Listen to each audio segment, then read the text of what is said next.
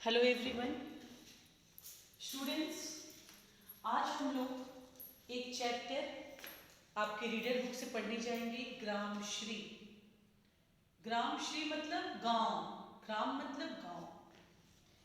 यहाँ पे कवि ये बता रहे हैं, इस चैप्टर का नाम है ग्रामश्री। ये शब्दार्थ मैंने यहाँ लिखा है।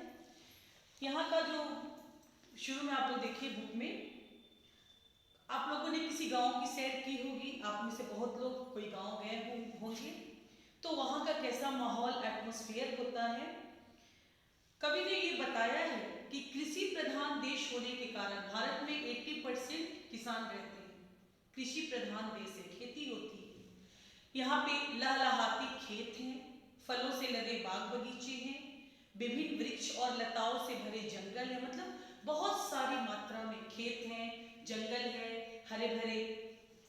ये सब यहाँ का सौंदर्य बढ़ाते हैं, इनका सौंदर्य बढ़ाते हैं भारत के गांव का। गांव के किनारे दूर दूर तक फैले खेत खलिहान अनेक प्रकार की फसलों की याद दिलाते हैं। कभी गांव जाने का मौका मिला तो जरूर जाना। वहाँ के हरे भरे लहलहाते हुए खेत खलिहान को देखोगे, तब आपको उस प्राकृतिक सुंदरता का आभास होगा। इस कविता में सुमित्रा नंदन पंत, जो कि एक प्रकृति प्रेमी कवि हैं, उनका नाम ही है प्रकृति प्रेमी कवि। उन्होंने इस कविता में बहुत ही स्वाभाविक ढंग से, सरल ढंग से इसका चित्रण किया है, इस हरे भरे लहलहाते खेत का। गांव में जाकर आप जब जाएंगे गांव में, तो आपको ये महसूस होगा। फर्स्ट पैराग्राफ देखिए। फैली खेतों में दूर तलक मखमल सी कोमल हरियाली, लिपटी जिससे रवि की किरणें चांदी की सी उजली थाली। तलक का अर्थ होता है तक। तो खेतों में दूर तक मखमल सी कोमल हरियाली फैली है। कवि कहते हैं कोमल हरियाली, पूरा सॉफ्ट, लिपटी जिससे रवि की किरणें चांदी की सी उजली थाली। और उस खेतों पर जब रवि की, सूरज की किरणें पड़ती हैं, तो ऐसा लगता है जैसे पूरे खेत में, वो पूरा खेत चांदी की थाली हो। सुबह सुबह सूरज की किरणें देखना, उसमें ज्यादा गर्मी नहीं होती है, तो उससे जो किरणें निकलती हैं, उससे लगता है जैसे वो सारे खेत चांदी की उजली थाली है। सुबह सुबह जो सूरज से उजले रंग की जो गर्मी निकलती है, मतलब शुरू शुरू में पूरे बहुत ज्यादा मात्रा में सूरज गर्म नहीं होता है, तो सुबह सुबह पूरा ठंडक रहता है खेतों में।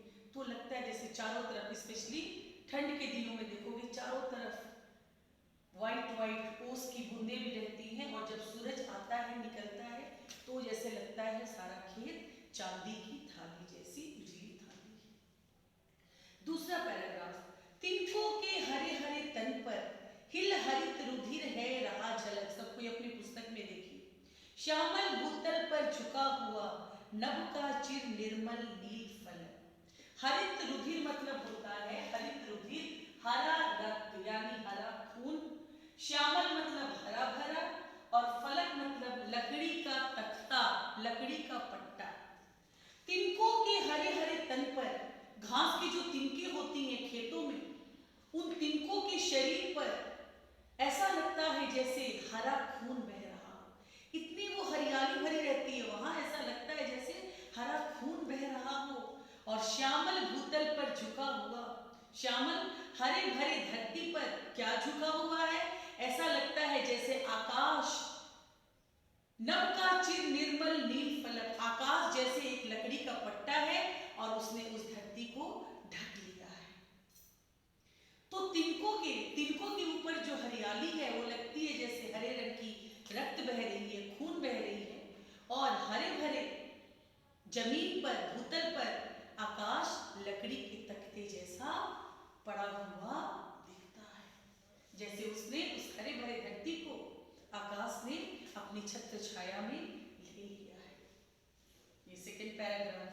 Third paragraph. रोमांचित सी लगती वसुधा आई जो गेहूं में बाली, अरहर सनई की सोने की किंकिनिया है शोभाशाली।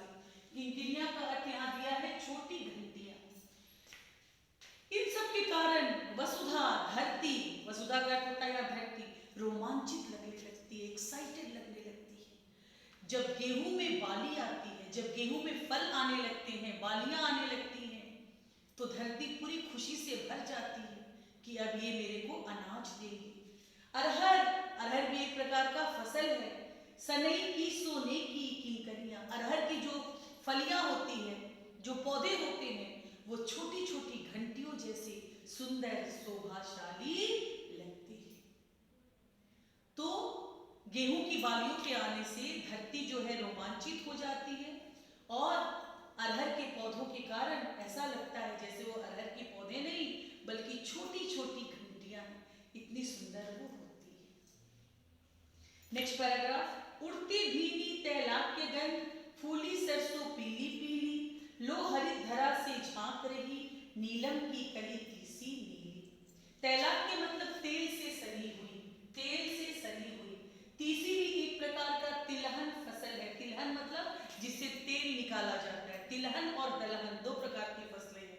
दलहन जो दाल होता है, तिलहन जिससे तेल निकाला जाता है।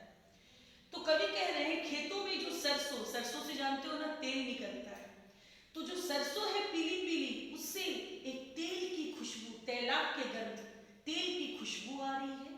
लो हरित धरा से झांक रही, नीलम की कली तीसी नीली, और तीसी भी, उससे भी तेल निकलती है।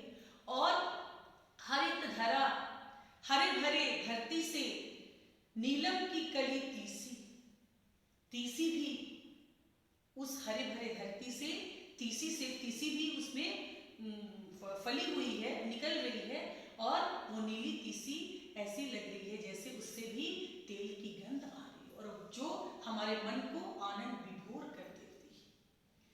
तो सरसों से भी तेल की गंध आ रही है।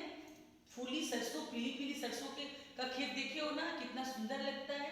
तो उससे कवि कहते हैं तेल की, जैसे तेल सनी हुई एक गंध आ रही है, और हरी भरी धरती से उधर तीसी भी झांक रही है अपने सुगंध को लेकर। नेक्स्ट पैराग्राफ, रंग रंग के फूलों में हिलमिल हंस रही सखी सी मटर खरी, मखमली पेटियां से लटकी छीमियां छिपाए बीज रही। छीमियां मतलब होता है ग्रीन पी, देखे हो ना, यहाँ मैं लिखी नहीं हूँ, फलियां, ग्रीन मटर जो खाते हो।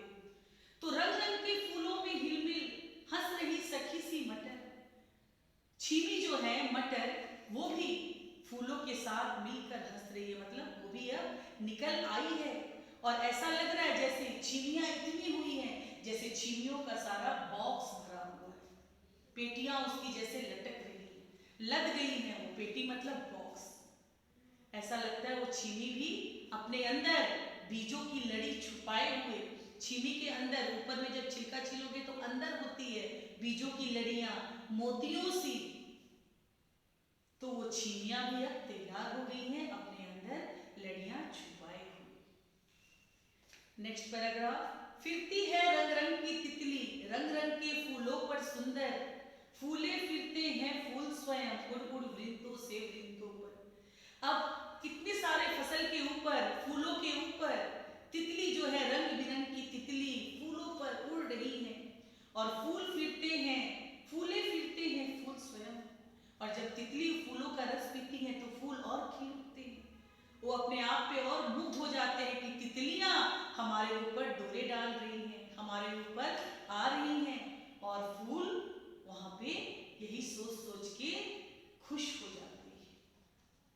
नेक्स्ट, अब रजत स्वर्ण मंजरियों से लद गई आम्र तरु की डाली, झर रहे ढाक पीपल के दल, हो रही कोकिला, हो उठी कोकिला मतवाली। अब क्या हो रहा है, आम्र तरु का अर्थ होता है आम का पेड़, दल मतलब पत्ता।